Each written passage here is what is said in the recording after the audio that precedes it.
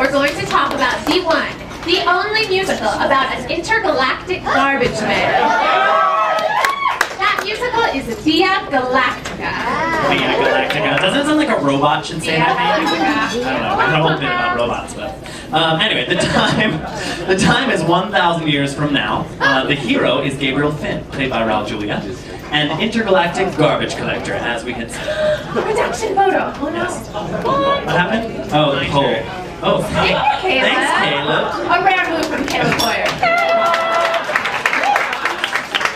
Okay, so this intergalactic.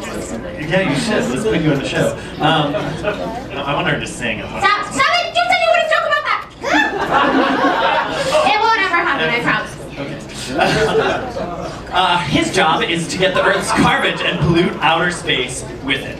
One day, his garbage collection ship is space-jacked and taken to a small asteroid called Ithaca.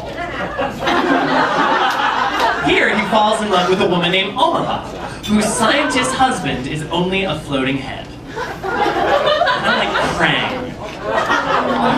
The entire stage was covered in trampolines to simulate weightlessness. There's some rehearsals. The narrator, played by Fame's Irene Cara, lived in a giant trapeze for the whole show, and the clamshell-looking garbage ship floated slowly around the vast stage. The entire back wall of the stage was covered by 375,000 tiny plastic ping pong balls, which caused Walter Kerr to say that watching VIA Galactica was kind of like watching a steady rainfall of tapioca.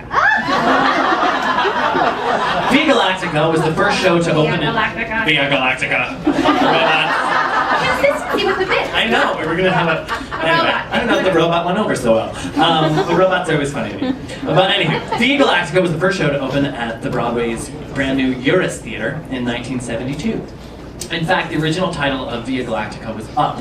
And the producers changed the title when they realized the marquee would read, Up, Eurus. Unintentional pun that they did not like. And we now know this theater as the Gershwin, the intimate Gershwin Theater.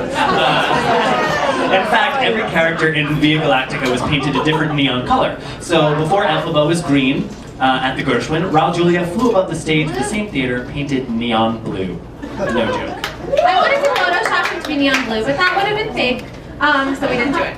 VIA Galactica, see, I kept it up, was the second big musical of the 1972-73 season. The first had been Dude, our favorite. Both of them had music by Harris Galt McDermott.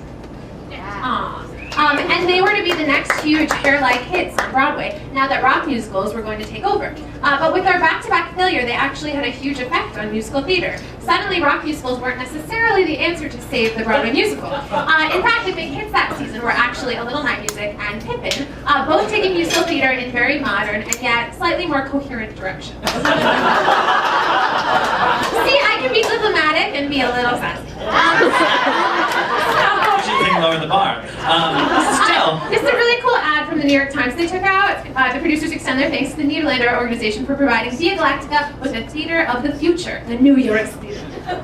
VIA Galactica was a fascination loved by many. In the Post, Richard Watts called it a curiosity that should be seen, a stunning piece of showmanship.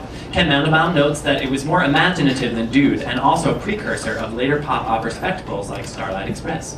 Clive Barnes noted that though some things went wrong, Galt McDermott's music did not. It had bounce and radiance. He also said it is a show that is not quite as bad as preview word of mouth loudly suggested. I think that happens though. Yeah, that happens. I mean, the great thing about tonight, I feel like we're talking about things that happened in the 60s and 70s that happen exactly today, which is kind of interesting. VIA Galactica could not be taken for an out-of-town tryout because of its complex scenic effects. You know, trapeze, garbage ship, etc. Thus, it was one of the first Broadway musicals to brave the boards without the benefit of a pre-Broadway engagement, subjecting itself to the powerful word of mouth of the theater community in New York while still in development. Raul Julia and the trampolines. The effects of this were irreparable, and this situation, which also affected other no pre-Broadway tryout musicals like Merrily We Roll Along, any excuse, led to the creation of the Long in-Town workshop, so that shows could get the development they needed without the immediate scrutiny of the public eye. VIA Galactica, was one of the first sung We're killing it! dying! First sung through musicals on Broadway, and perhaps the first American pop opera, as opposed to Carmen, which was a hip opera, if you remember that. Interesting to note. Remember that? Anyway, interesting to note was that out of 20 reviews, only 2 of them mentioned specific songs. Critics weren't trained to hear a sung-through show yet, and if one of these American sung-through shows had hit first, the British pop opera invasion of Les Mis, Miss Saigon, Phantom and Cats may have been quite different. So one thing that reviews of VIA Galactica consistently did mention was Raul Julia's performance. The New York Times noted his charm and his presence. Here to sing one of the songs performed by that intergalactic garbage man is Rich Krakowski.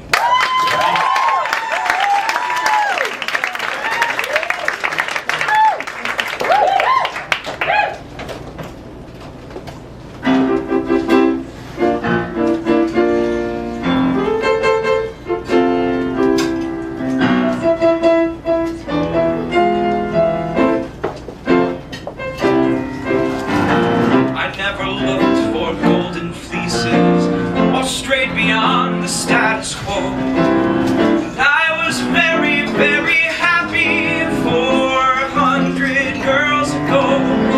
I never heard the sirens singing. I had my own sweet home.